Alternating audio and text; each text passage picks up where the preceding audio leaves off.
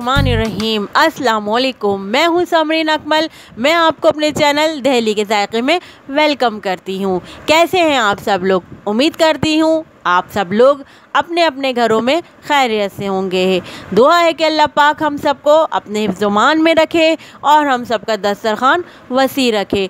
आमीन सुम्मा आमीन। आज जो मैं डिश लेकर आई हूँ, जी हाँ, ये डिश आप देख रहे हैं, ये पाकिस्तान के मैं नॉर्दर्न एरिया सवात की ख़ास ट्रेडिशनल डिश लेकर आई हूँ। ये बहुत ज़बरदस्त बनते हैं और मैंने इसको बिल्कुल उसी स्टाइल में बनाए हैं। ये बहुत ज़बरदस्त जूसी बने थे। आप भी ज़रूर मेरे मेथड से बनाइएगा। तो चले स्टार्ट करते हैं चपली कबाब बनाना। लेकिन सबसे पहले आप लोग मेरे चैनल दहली के जायके को सब्सक्राइब करें, लाइक करें और अपने फ्रेंड्स एंड फैमिली में शेयर करें। तो चलें बनाना स्टार्ट करते हैं। आधा किलो कीमा लिया है। आप देख रहे हैं इसमें फ़ैट नज़र आ रहा है। तकरीबन 25 से 30% तक फ़ैट होना चाहिए अगर हम 1 kg कीमा लेते हैं। 1 किलो कीमे में 25 से 30% तक फ़ैट होना चाहिए। इसमें भी देखें आप, मैंने थोड़ा सा फ़ैट लिया है क्योंकि चपली कबाब बग़ैर फ़ैट के नहीं बनते। इसमें थोड़ा सा फ़ैट की क्वांटिटी ज़्यादा होती है। 2 दरमियाने साइज़ की प्याज ली है, इनको हम चॉपर में चॉप करेंगे। ये प्याज चॉप हो गई है। बता रही थी कि जो ब्लेड होता है किसी भी उसका, जूसर मशीन का, जो भी हमारी चॉपर होती हैं या जैसे इसका है, अगर इसकी शार्प कम हो जाए तो मैं आपको बताती हूँ इसको तेज़ करने का तरीका ये है कि फॉइल पेपर के 2-3 छोटे-छोटे बॉल बना लें। जितनी आपकी उसमें कैपेसिटी हो, जैसे मेरे पास इसमें 3-4 की कैपेसिटी, तो मैं छोटे-छोटे बॉल्स बना के फॉइल पेपर के इसमें डाल दूँगी। उसके बाद हमने 1 टीस्पून सिरका डाल देना है। फिर उसके बाद हम चला देंगे इसको। जैसे मेरे पास ये घुमाने का, मैं ये रख के इसको घुमा दूँगी खाली। सिर्फ हमने फॉइल पेपर और सिरका डाल के घुमाना है। जूसर मशीन हो, जो भी आपकी चॉपर मशीन हो, बस। फिर आप देखिएगा कितना इसका ब्लेड जो है शार्प हो जाएगा। ये मैंने आपको बहुत अच्छी ज़बरदस्त टिप बताई है। की हुई प्याज का पानी हम ड्रेन करेंगे। इसका पानी ड्रेन करना ज़रूरी है। इस तरह हमने ड्रेन करना है तमाम प्याज को।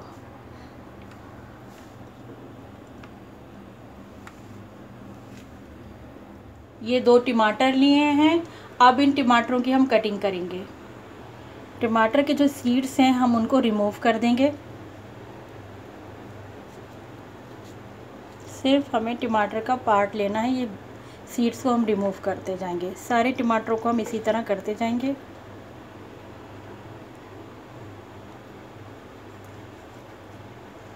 ये देखिए इस तरह।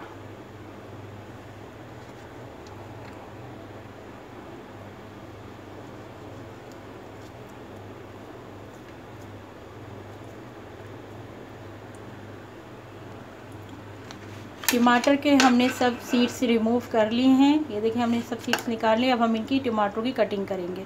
अभी फ़िलहाल हमने 1 टमाटर लिया, अगर ज़रूरत पड़ी तो हम दूसरा टमाटर भी लेंगे। अब हम इसके इस तरह छोटे छोटे पीस करेंगे टमाटर के।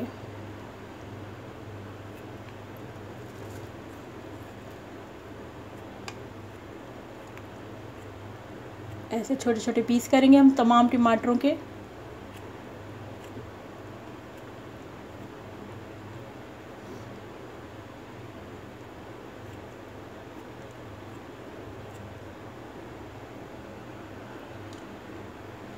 टमाटर भी चॉप हो गए हैं, ये देखें आप।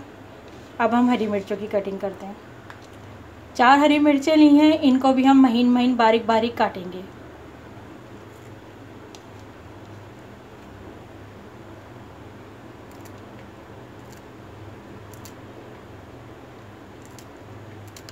ये आप देख रहे हैं इस तरह बारीक बारीक बिल्कुल छोटा छोटा काटना है।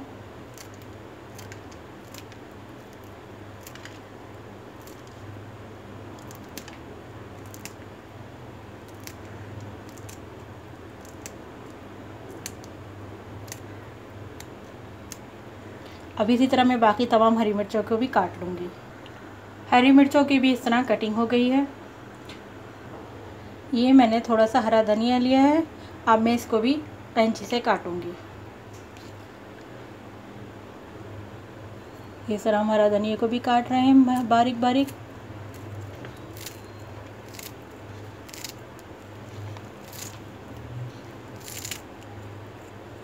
इस तरह हम कटिंग कर लेंगे सारे हरी धनिया की। ये सब चीज़ें कट गई हैं, टमाटर, हरी मिर्चें, हरा धनिया और प्याज। अब हम और स्पाइस की तरफ आते हैं। ये कटिंग करने वाला सामान था, हमने कटिंग कर लिया। 2 टेबल स्पून साबुत धनिया, 1 टेबल स्पून सफ़ेद ज़ीरा लिया है। इनको अब हम रोस्ट करेंगे। ये रोस्ट हो गया, अब हम इनको मोटा मोटा दरदरा सा कूटेंगे। 2 टेबल स्पून हमने बेसन लिया है, इसको भी हम रोस्ट कर रहे हैं। वैसे तो इसमें मकई का आटा जाता है, लेकिन जब अगर आपके पास मकई का आटा ना हो तो आप बेसन ले सकते हैं और इसको भी रोस्ट कर लें। जब बेसन में से कच्ची खुशबू आने लगे तो इसको भी उतार लेंगे। फ्राई पैन में मैंने ऑयल डाला और एक अंडा डाला है। इसमें मैंने नमक मिर्ची कुछ भी नहीं डाली, बस ये सादा अंडा है, बस इसको हमने पका लिया है। अब हम इसको निकाल लेंगे। प्लेट में हम अपना तमाम सामान डालना शुरू करते हैं। सबसे पहले हम स्पाइस डालेंगे।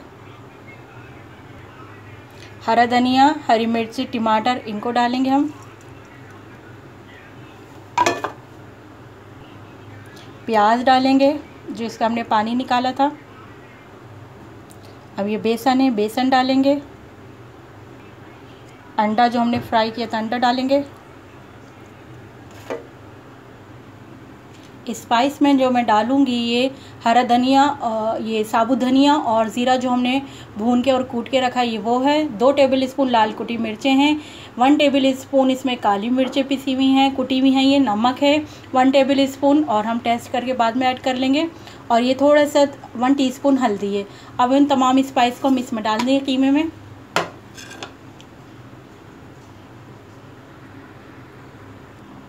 वन टेबल स्पून अदरक लहसुन का पेस्ट, ये भी डाल देंगे इसमें। अच्छा, इसमें एक और अहम इंग्रेडिएंट्स होता है अनारदाना। वो अनारदाना हो तो वो भी आप कूट के डाल सकते हैं। इस वक्त मेरे पास नहीं है अनारदाना। इस स्टेज पर अनारदाना कूट के डाल सकते हैं आप। अच्छा, अगर आप चाहें तो इसमें पिसा हुआ गरम मसाला भी डाल सकते हैं, क्योंकि इसमें लाल कुटी मिर्चें और काली मिर्चें और हरी मिर्चें भी हैं, इसलिए मैंने इसमें पिसा हुआ गरम मसाला नहीं डाला। आप चाहें तो लाल कुटी मिर्चों की क्वांटिटी कम करके इसमें पिसा हुआ गरम मसाला भी ऐड कर सकते हैं। अब हम ये एक अंडा डाल रहे हैं। इसमें भी हमने कुछ शामिल नहीं किया। एक अंडा हमने पका के डाला था और एक अंडा हम कच्चा डाल रहे हैं।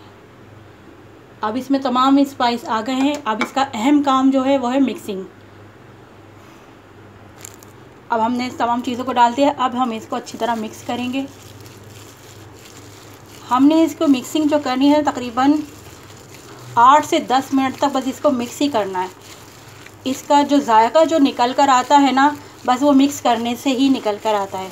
बस हमने इसको मिक्स करते ही रहना है, इस तरह हाथ से करते ही रहना है। और कभी कभी ऐसे जैसे आटा गूंथते हैं इस तरह भी करेंगे, कभी हाथों से इस तरह भी मसलेंगे। बस खूब अच्छी तरह मिक्सिंग करते रहना है।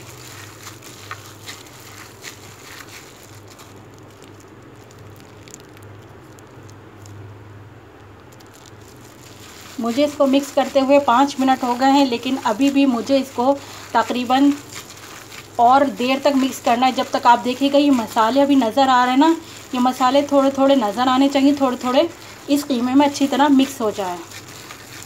बस अभी हमें इसको मिक्स करते ही रहना है।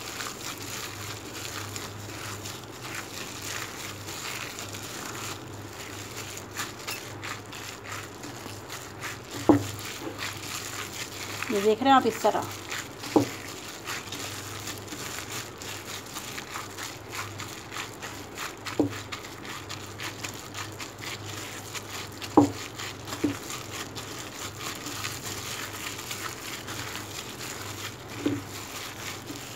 इसकी मैंने आपको 2-3 टिप्स बताई हैं। एक तो मिक्सिंग बताई कि बस इसका मिक्सिंग ही है।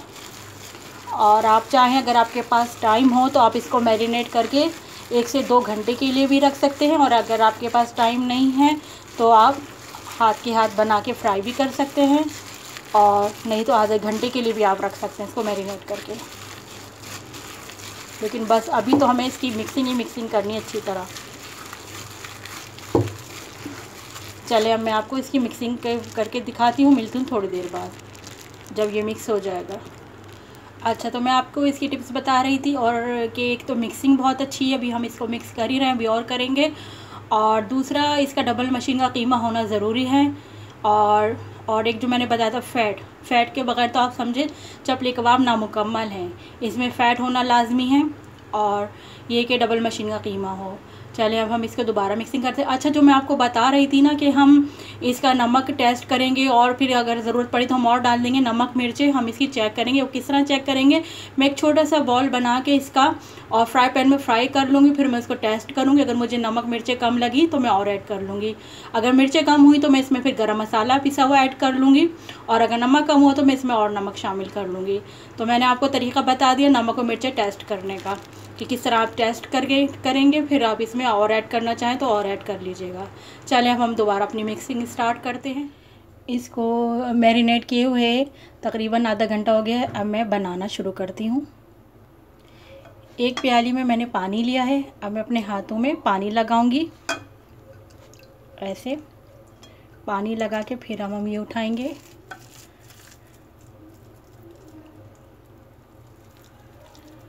और इस तरह इसका बॉल बनाएंगे।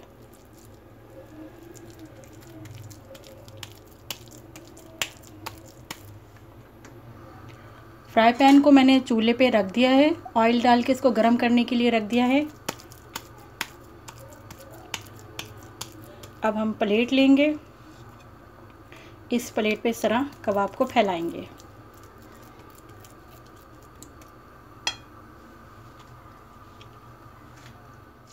जब तक उधर कबाब फ्राई हो रहा है हम एक और बनाना शुरू करते हैं। पहले हाथों में इस तरह हाथों में हम पानी लेंगे, फिर ये गोल शेप बनाएंगे। फिर इस तरह प्लेट लेंगे और प्लेट पे इस तरह कर देंगे। इस तरह प्लेट पे फैलाते रहेंगे, ये देखें, और फिर इसको शेप दे लें।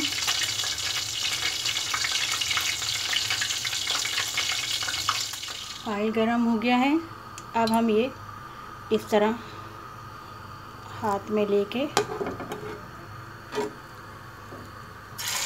ये डाल देंगे। ये देखा, इस तरह हमने पतले बनाए हैं और बड़े बनाए हैं। अगर आपकी मर्ज़ी, आप चाहें तो और बड़े कर सकते हैं, ठीक है। और इस तरह पतले बनाएं।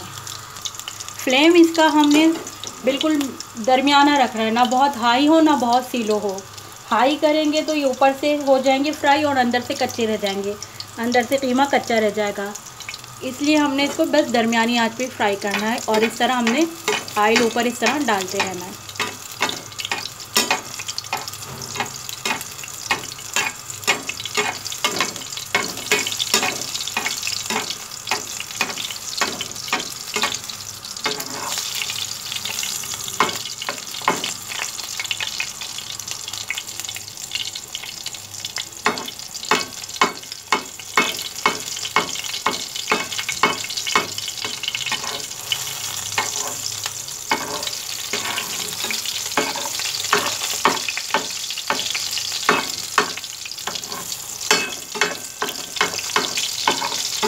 इस तरह हम गरम गरम ऑयल इस पे डालते रहेंगे। अभी हम इसको वन साइड फ्राई होने देंगे, फिर हम टर्न करेंगे बाद में जब ये अच्छी तरह फ्राई हो जाएगा।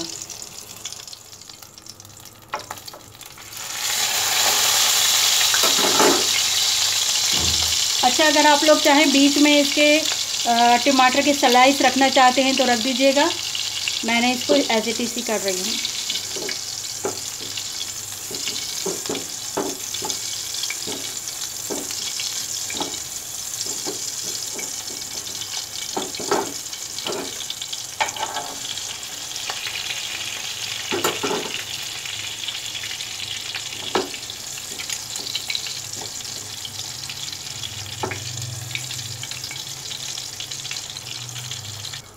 अब हम इसको उतार लेंगे, ये फ्राई हो गया। इसको हम प्लेट में निकाल लेंगे। इस तरह प्लेट में हमने टिश्यू पेपर बिछा के कर रहे हैं। सर कबाब लेंगे हाथ में, इस तरह प्लेट को उल्टा किया हमने और इस तरह कबाब निकाला और ये डाल दिया। अब इसी तरह भी इस पर भी गरम गरम ऑयल डालते रहें।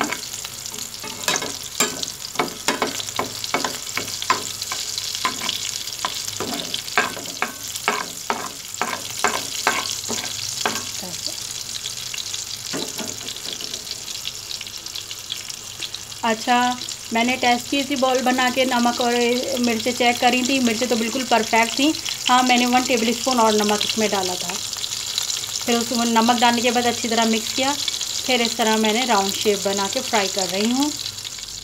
कबाब मैंने फ्राई कर लिए हैं और इनको सर्विंग प्लेट में निकाल लिया है।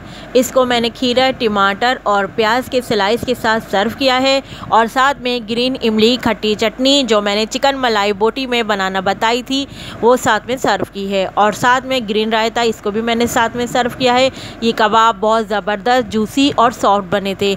आप इसको नान, चपाती और पूरी पराठे के साथ इंजॉय करिएगा। आप भी मेरे मेथड से ज़रूर बनाइएगा और मुझे ज़रूर फीडबैक दीजिएगा।